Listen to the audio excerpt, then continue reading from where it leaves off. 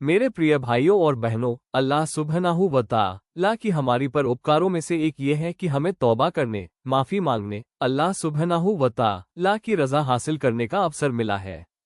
और यदि हम अपने तरीके और आदतों को स्थायी रूप से बदलते हैं, तो अल्लाह कहते हैं कि वह उस बुराई को, जो हमने की या जो हम करते थे, न्याय के दिन तराजू के सही पक्ष में अच्छाई में बदल देंगे।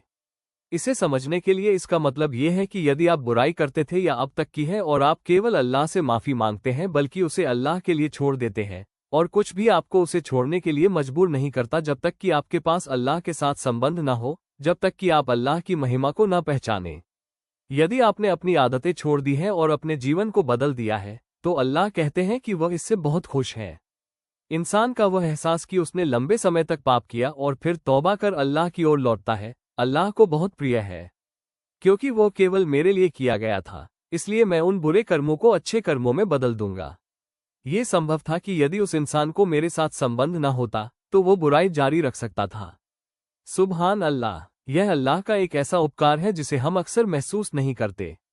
हम सब में कमजोरियां हैं, हम सभी बाशर हैं, मानव है। इंसान कभी कभी गलती करता है। कभी कभी हम पाप से अधिक गलती करते हैं और कभी कभी गलती से अधिक पाप।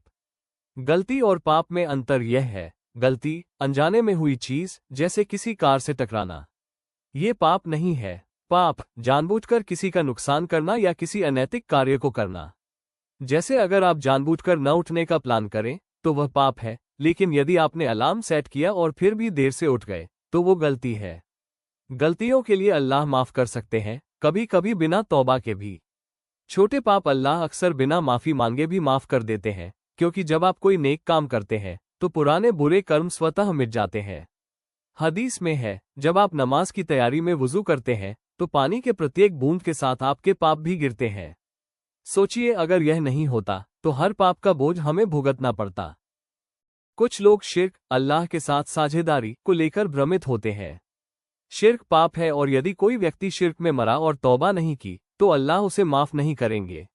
लेकिन यदि कोई व्यक्ति जीवित रहते हुए तौबा करता है, तो अल्लाह की क्षमा और दया का कोई अंत नहीं है। आपकी अल्लाह के साथ निजी रिश्तेदारी बहुत महत्वपूर्ण है।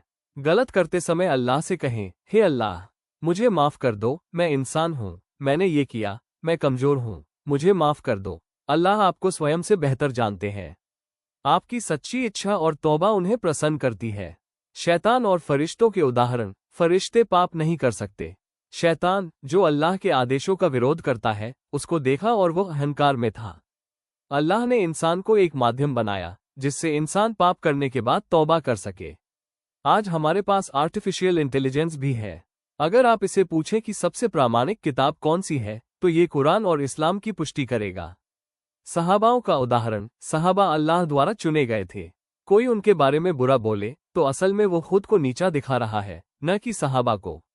उदाहरण, बद्र की लड़ाई 313 मुसलमानों ने असंभव परिस्थितियों में जीत हासिल की। हम आज भी उन जैसी कर्तव्यनिष्ठा नहीं दिखा पाते, लेकिन हमें प्रयास करना चाहिए। व्यक्तिगत सुधार और दूसरों की मदद। दूसरों को सुधारने का तरीका सौम्य और प्रेमपूर्ण होना चाहिए। अच्छे मित्र चुनें। समाज और उम्मत की भलाई के लिए सहयोग करें। अल्लाह का उपकार। वह हमें सुधारने का अवसर देते हैं, बुराई को अच्छाई में बदलने का अवसर देते हैं, हर पाप के लिए तौबा करने का अवसर देते हैं। हमारा दायित्व, अल्लाह की हिदायतों का पालन करें, अच्छे कर्म करें, नमाज, तौबा और नेक काम में नियमित रहें, दूसरों के साथ प्रेम और सहयोग करें। अल्लाह सबकी मदद करे, हमारे पाप माफ करें, हमें सही राह दिखाएं, हमारी उम्मत को मजबूती दें।